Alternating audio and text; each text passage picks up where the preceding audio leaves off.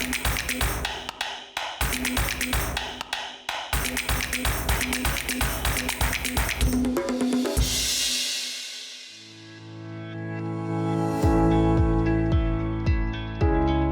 ir-rukna se nlaqgħukom ma' Dr. Lara Ann Vella.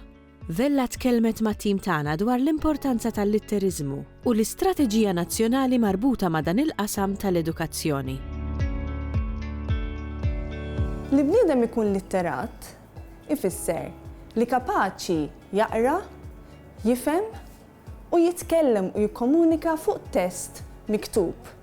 Issa dan l-aħħar ovvjament it-testi m'għadhomx biss dawk li nsibu fil-kotba, imma wkoll diġitali. Jiġifieri li bniedem kapaċi jifhem u jaqra u jikkomunika u jitkellem fuq dawn it-testi, nistgħu ngħidulu li huwa bniedem litterat. Issa Malta għandna il-kapaċità li ħafna nies jifhmu testi kemm bil-Malti u kif ukoll bl-Ingliż. Jiġifieri ħafna mill-adulti u t-tfal mhumiex biss kapaċi jifhmu testi b'lingwa waħda, imma aħna dak li ngħidulu huma multilingwi. Issa is-soltu aħna nassoċjaw il-litterizmu mal-iskola. Imma huwa importanti li aħna niżviluppaw il-ħiliet tal-litterizmu mit-twelid u anke tul il-ħajja. L-Istrateġija Nazzjonali tal-Litterizmu timbena fuq strateġija li ġiet varata fl-2014. Din l-istrateġija ħassil bżonn issa li tiġi aġġornata għaż-żminijiet tal-lum.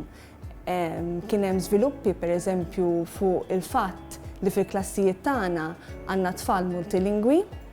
Kien hemm ukoll żviluppi fuq il-fatt li t-testi issa saru kollha diġitali, għandna kemm taf kif testi fil-kotba u testi diġitali, u nħassil bżonn ukoll li nerġgħu nippruvaw nistudjaw u nifhmu l-importanza tal-litterizmu fis-soċjetà Maltija. Qed nuża l-kelma soċjetà u mhux biss klassi għaliex l-importanza tal-litterizmu jinħass fil-komunità kollha. Mhux biss ngħidu aħna meta l-għalliema tgħallem l-Malti u l-Ingliż fil-klassi tagħha, imma wkoll meta l-adulti pereżempju ikunu fuq il-post tax-xogħol jew l-adulti ikunu jridu jikkomunikaw ma' nies differenti. L-istrateġija hija bbażata fuq 4 pilastri. Għandna il-pilastru tal-litterizmu fil-komunità, il-pilastru tal-litterizmu fl-edukazzjoni, il-pilastru li għandu x'jaqsam mar-riżorsi u l-pilastru mbagħad li għandu x'jaqsam mar-riċerka u l-iżvilupp professjonali tal-edukaturi u wkoll tal-adulti li jaħdmu kemm mat-tfal u kemm fil-komunità. L-ewwel nibdew fil-komunità meta aħna nħeġġu l-adulti, il-ġenituri, in-nanniet u anke child care workers pereżempju, dawk kollha li jaħdmu mat-trabi biex huma jrawmu l-imħabba għall-kotba u għall-qari mit-twelid. Għalhekk jiġu organizzati sezzjonijiet tal-qari, ngħidu aħna mill-Aġenzija Nazzjonali tal-Litterizmu, fejn għandek adulti jaqraw kotba kemm bil-Malti u kemm bl-Ingliż għat-tfal. Dawn huma sezzjonijiet importanti għaliex għax it-tfal jibdew jifhmu li l-qari hija xi ħaġa naturali u normali fil-ħajja ta' kuljum. Imbagħad għandek il-pilastru tal-litterizmu fl-edukazzjoni li hemmhekk ħanoffru l-istrateġija toffri rakkomandazzjonijiet għal kif għandhom jimxu l-iskejjel fil-promozzjoni tal-litterizmu. U l-litterizmu jidħol ukoll f'kull suġġett. Ma nistgħux aħna ngħidu li l-litterizmu jidħol biss fil-Malti u fl-Ingliż u fil-lingwi għax meta inti pereżempju qed tistudja studju soċjali jew qed tistudja wkoll ix-xjenza għandek bżonn bażi tajba tal-litterizmu biex inti tkun tista' timxi l quddiem fil-ħajja tiegħek. Imbagħad dan kollu jista' jsir biss bir-riżorsi. Għalhekk il-strateġija toffri rakkomandazzjonijiet ta' liema riżorsi għandhom jiġu żviluppati biex aħna ntejbu l-livelli tal-litterizmu f'Malta. Dan kollu wkoll jiġri mbagħad bi-żvilupp professjonali, isiru sezzjonijiet għall-adulti, għall-edukaturi u għal kull min jaħdem fil-qasam tal-litterizmu ma' tfal u mal-adulti biex bekk ikunu jistgħu jippromovu litterizmu li hu bilanċjat li jiġifieri li jsir il-qari, il-kitba u anke niżviluppaw il-ħiliet tal-komunikazzjoni mat-tfal tagħna.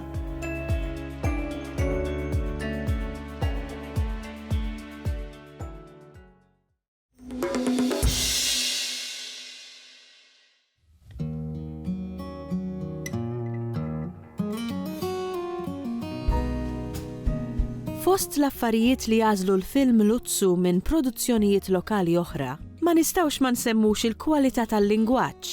Lingwaġġ li jinħass awtentiku għax ħireġ minn fom sajjieda veri. It-tim tagħna ltaqa' ma' wieħed mill-producers sabiex jitkixxef aktar dwar il-kidba għall-iżgħar il-kbir.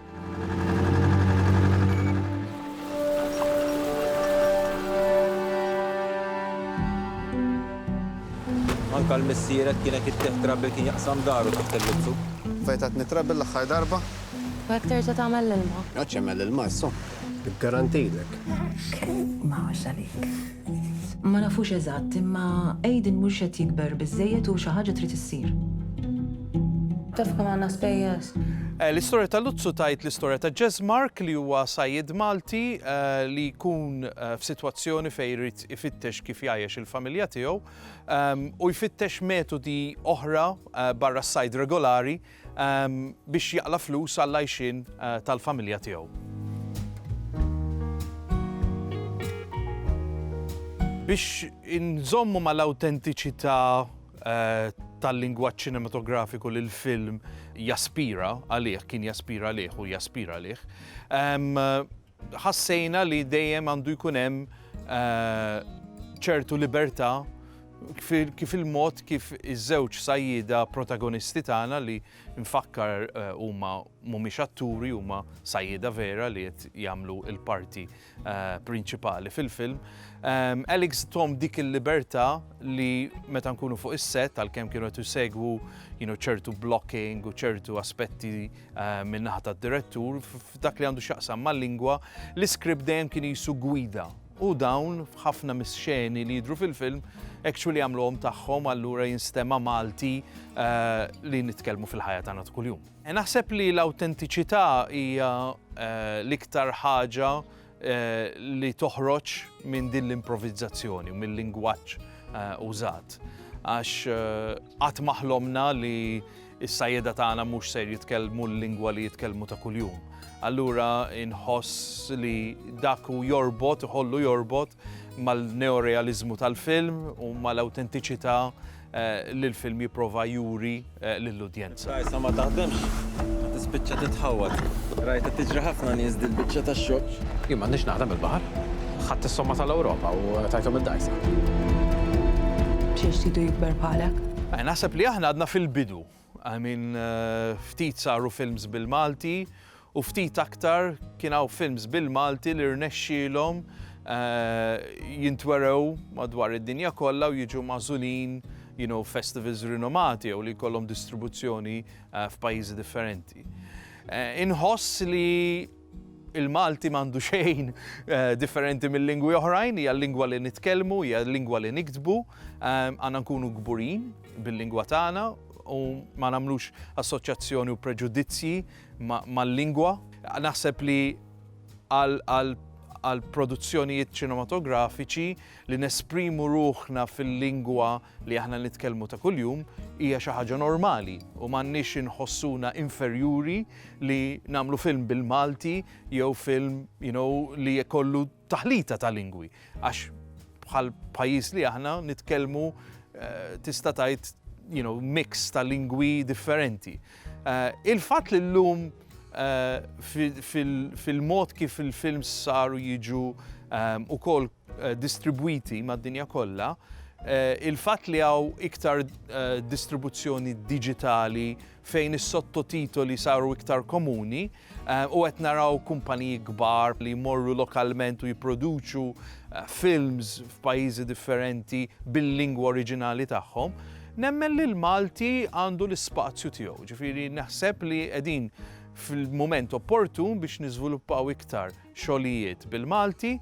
L-importanza iktar mill-lingwa huwa il-mod kif wieħed jiżviluppa l-proġett, il-ħsieb tiegħu, il-mod kif jiġi żviluppat u kreat, għax hekk wieħed jista' jfittex ċertu standards u jżomm ċertu standards f'dak li nkunu qed nagħmlu.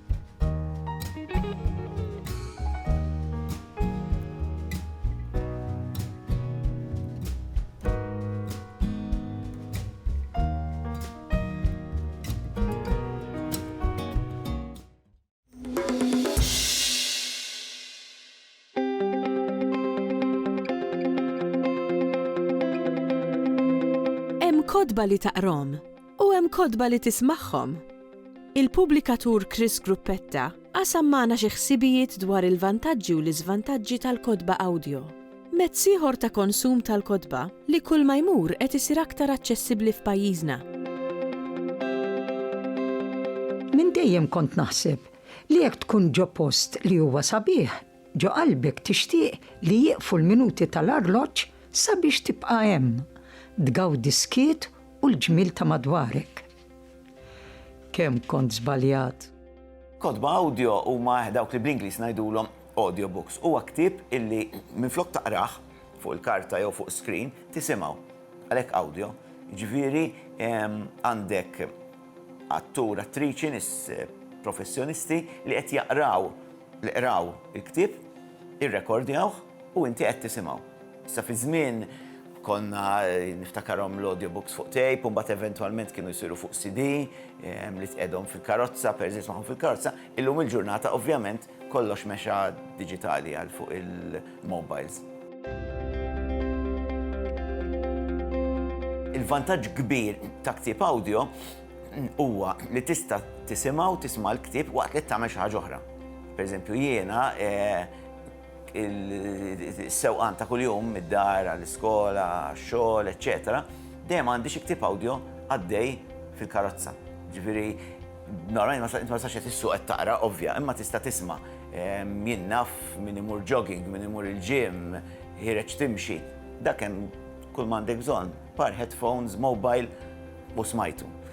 Vantaġġ ieħor tal-kodba audio huwa għal min għandu problemi ta' vista, jew għaw minn għax ma jarax problemi ta' vista, forsi għal minn kiber fleta u madux komdu jaqra tipa li fi ktieb ġieli tkun ċkejkna, u għaw għal l-istess xorta jista' dak li jkun jibqa' igawdi l-ġmiel tal-letteratura billi qed jismagħha. L-iżvantaġġ mbagħad ta' ktieb audio hija naħa l-oħra il-faċċata l-oħra tal-istess munita li inti peress li m'għandekx ktieb fiżikament ma tistax issegwi fuq il-karta. Ara pereżempju jekk ġik dubju qed issegwi storja u tajt stenni ma x'kien qal fil-kapitlu ta' qabel, jew kapitlu ta' qabel dak kien dak il-karattru jew kien ieħor. Diffiċli b'ktieb għallibt ftit lura bl-awdio toqgħod tilab u tagħmel rewind u ssib eżatt il-post fejn kien, jiġifieri dak huwa forsi żvantaġġ, però għalija jiġifieri l-vantaġġi jisqu l-iżvantaġġi tal-kodba audio. Kodba audio bil-Malti, ftit li xejn hawn, naf li l-librerija pubblika għandhom xi proġett fejn jirrekordjaw tramite xi volontiera xi kodba.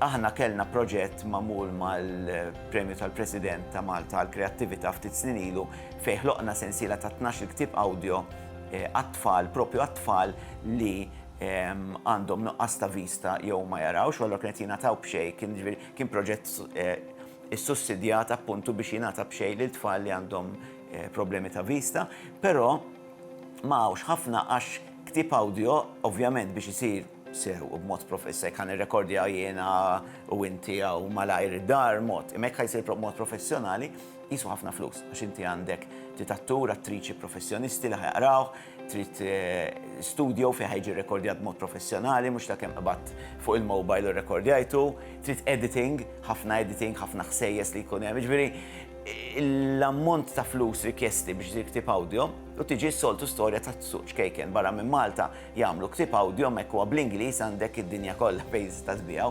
Hawn Malta għandek suq ċkejken ħafna, jiġifieri l-isfida ta' ktieb audio bil-Malti u għaliex mhumiex forsi iżjed popolari u iżjed mifruxa hija sfortunatament dik. Kienu għamlu żmien fis-snin design kienu qishom qed jonqsu ħafna. Reġgħu żdiedu ħafna fil-popolarità u waħda mit-teorija hija din li kulħadd tant huwa mħabbat illum il-ġurnata u tant kulħadd għandu affarijiet jagħmel li mhux kulħadd isib il-ħin biex ipoġġi bil-qiegħda jagħmel forsi kikra kafè u jaqra ktieb ma jagħmel xejn iżjed. Mentri waqt li qed tisma' inti ngħidu hekk, m'hemmx skużi mbagħad li tgħid m'għandix ħin, għax dan jekk inti sakemm inti għaddej jinnaf mort timxi, mort il-ġim, qed issuq, qed tgħaddi l-ħwejjeġ. Il-ħin hemm qiegħed, sa flok qiegħed forsi tisma' radju jew ma tagħmel xejn iżjed, tfajt headphones f'idnejk u tismaħħom, ġifieri il-futur tal-kodba audio naħseb hekk tira l fuq mal-menu hekk qed juru dal-aħħar snin.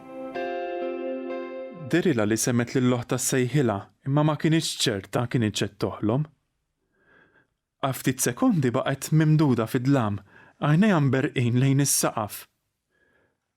Reġgħet semmet leħen oħta u din id-darba ma kellha ebda dubju.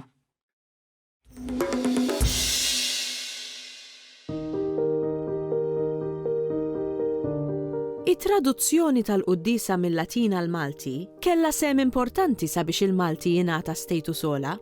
Ir-Reverendu Dr. Jesmond Manikaro iltaqa' magħna sabiex jirrifletti fuq it-traduzzjoni tal-Qudiesa għal ilsienna. Il-Qudies qabel il-Konċilju Vatikan it-tieni mad-dinja kollha kien isir bil-Latin. Anki f'Malta allura il-qassis kien qaddes b'lingwa li forsi ftit kienu jifhmuha. U barra minn hekk ħafna mit-talb tal-Qudies għall-qassis kien jgħidu b'vuċi baxxa, bilkemm jinstema'. U allura n-nies prattikament fil-Knisja kienu jew jgħidu jgħidu rożarju, jew jgħidu xi talb ieħor, kien hawn ħafna kodba ta' devozzjoni li n-nies kienu jgħidu jaqraw, jew inkella kien ikollhom f'idejhom xi traduzzjoni bil-Malti tal-Qudiesa, kienu jsegwu b'xi mod dak li l-qassis qiegħed jgħid bil-Latin minn fuq l-artal. L-ewwel Qudiesa bil-Malti saret fil-21 ta' Settembru tal-1964, jiġifieri f'jum l-Indipendenza. Biss fil-Knejjes imbagħad daħlet ftit xhur iktar tard, daħlet f'Novembru tan-1964 tal-1964. L-ewwel traduzzjoni bil-Malti saret kienet protestanta, ħanibdew minn hekk. Il-protestanti bdew kollox. Kien hawn persuna, Michiel Ange Camilleri, li kien qassis imma mbagħad ħareġ u sar qassis protestant. U il-protestanti tawh żewġ xogħlijiet importanti. L-ewwel li jirrevedi il-kodba tal-Bibbja li kien diġà qaleb Michel Anton Vassalli. U mbagħad anki ikompli dawk il-kodba li ma lħaq spiċċa biex hekk ikollhom it-testament il-ġdid kollu. Imbagħad Michiel Ange Camilleri talbuh ukoll biex jaqleb il-Book of Common Prayer li huwa il-ktieb tat-talb li jużaw il-protestanti. Minn hemmhekk imbagħad bdew il-tradutturi kattoliċi. Naturalment, biex ngħidu kollox dak iż-żmien ma kienx hawn copyright u l-ewwel tradutturi Maltin ikkupjaw kemm setgħu minn fuq Camilleri. Ġif dak li huma translations tal-iskrittura, translations tal-salmi, ħadu ħafna minn fuq Camilleri. Ġifieri Camilleri b'xi mod anki ikkontribwixxa għat-traduzzjonijiet bil-Malti.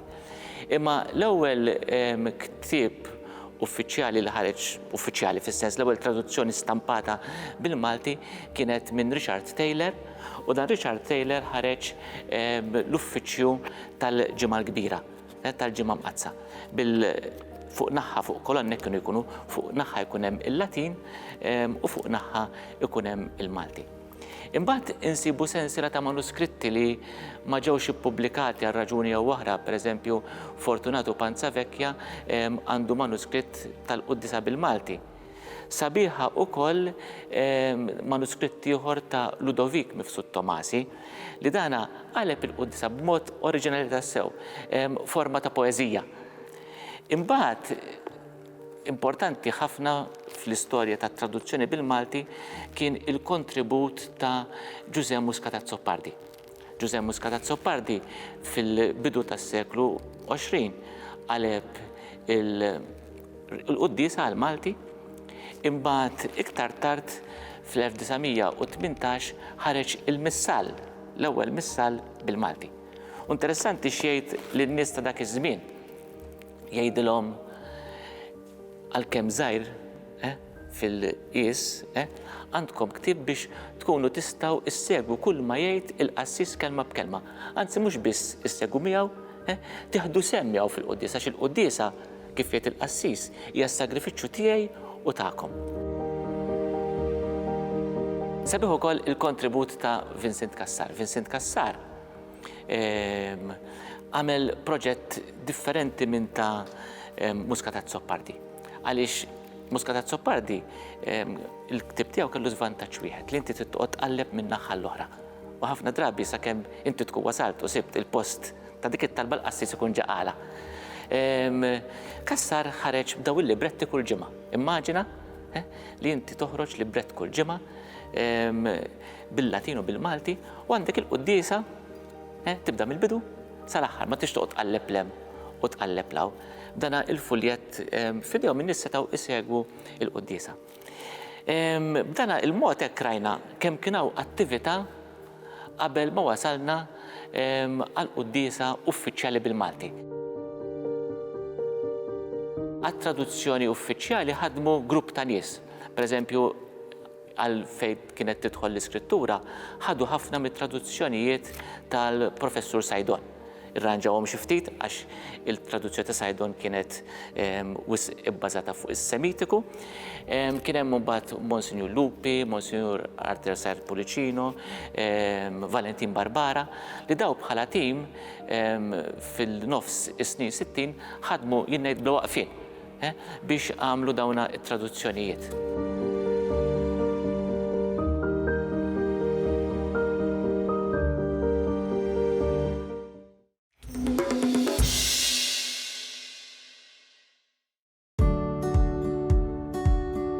Il-kitba dwar is-snajja u r-reġistri marbuta magħhom hija importanti ħafna għad-dokumentazzjoni tal-imoddi ta' niesna u għad-dokumentazzjoni tal-sinna. It-tim tagħna ltaqa' ma' Paul P. Borch, l-awtur ta' diversi kotba marbuta ma' snajja. Huwa importanti li niddokumentaw l-istorja tal-ġrajja ta' snajja qodma speċjalment sewwa jew ta' dak li għamel il-bniedem kollu biex inkunu nafu eżattament kif konna ftit ilu sewwa biex ma naħsbux li aħna llum il-ġurnata ix-xemx telet dalgħodu l-ewwel darba u anke niesna għax inti tħalli fuq il-ktieb sewwa bil-miktub jew kien b'xi mod irrekordjat bliema mezz irrekordjat kif konna qabel il-ġenerazzjonijiet li ġejjin it-tfal tagħna u liedna li qassa nkunu lħaqnihom aħna wiċċhom waqqasna fuq, però xorta waħda huma uliedna xorta għandna obbligu illi nħallulhom l-ambjent u t-tifkira ta' min konna u fejn konna biex huma stess ikunu jafu minn fejn tlaqna. Fejn jinsabu huma jistgħu jiġġudikaw fejn jinsabu huma u kunu eventwalment jistgħu jaraw it-triq il-qudiem għalihom infushom hu. It-tibdil fil-kliem u t-telfien fil-kliem tekniku ta' snajja illi spiċċaw bil-forsi irid ikun hekk. Raġuni sempliċi. Jekk qabel kien hawn min jagħmel karettuni f'kull triq kien ikun hemm xi ħadd li jew isewwi l-karettuni jew jagħmel karettuni li llum m'għadix. Kien jagħmel bil-fors il-galvu, kien ikollu elf, kien ikollu il-mażel. Bil-fors kien irid juża il-buttun. Dan ma kollha termini tekniċi li kienu jużaw dak iż-żmien. Llum inqatgħu għax dik is-sena partikulari ma tfadal, ma diġ teżisti. Ma l-istess floku daħal xi ħaġa oħra, daħal tat-tajers, daħlu 1000 sena oħra. Il-ħasra biss li fejn ħafna drabi dari il-biċċa kbira anzi il-kelma li kienu jużawha skont il-lessiku, skont il-kliem li kienu ikollhom, il-kliem Malti li kienu ikollhom dak iż-żmien, illi bil-ġurnata billi daħlet iktar lingwa barranija, l-lingwa barranija għax talmu jaqraw il-Maltin, talmu jiktbu, kuntatt iktar mal-barranin, sifirna. Allura dan il-kuntatt bil-fors li kellu jiddaħħal xogħol ġdid. Għax għandna soċjetà ġdida, ħtiġijiet ekonomiċi differenti milli kellna jumejn ilu għalkemm li bidem xorta jrid jiekol u jgħix, jiġifieri dawk ħadu hemmhekk u vera, però il-mod kif sirna nakkwistaw dawn il-ħiliet tagħna talbu li aħna nitalmu affarijiet oħra. Jiena ħriġt kemm il-volum dwar snajja ta' pajjiżna, semmejthom prattikament snajja u xogħol il-Maltin. Għandi żewġ volumi, għandi volum ieħor bl-Ingliż Quest for Identity li jitrattaw wkoll xi ħaġa hekk ukoll, għandi sensiel oħra mbagħad semmejthom nismagħhom jgħidu. Nismagħhom jgħidu huma l-istess snajja ma marbut iktar madwar il-kliem li kien meħtieġ li nżommu. L-ewwel nett jiena nindividwa sena partikolari, nindividwa billi jew jgħidli xi ħadd biha jew insir naf biha jew jkun għaddej min x'imkien u nara ċertu attività partikolari teknika, sewwa jiena nsir tgħid bniedem milli nużuħalla naf inħażżes xi ħaġa. Allura meta nara bniedem qiegħed jagħmel ċertu xogħol, qed juża ċertu makkinarju, qed juża ħafna idejh, allura immur nkun nista' mmur inħażżes anke dik l-attività li jkun qiegħed jagħmel impinġija. Però nitkellem miegħu, nisma' ftit ukoll ħajja tal-bniedem, kif il-bniedem f'ħajtu u l-familja tiegħu u s-sena madwaru kif jidħlu flimkien dawk. Ma tistax tikteb xi ħaġa fuq is-sena biss, ma tikteb il-ħajja tal-bniedem ukoll. Għax il-bniedem joħloq is-sena skont il-ħiliet mentali tiegħu, skont il-ħiliet ta' idejh sewwa u skont xi jrid jagħmel, skont kemm hu kapaċi, kemm hu avventurus, kemm hu lest li jirriskja biex jagħmel xogħol hekk u mhux jagħmel mod ieħor.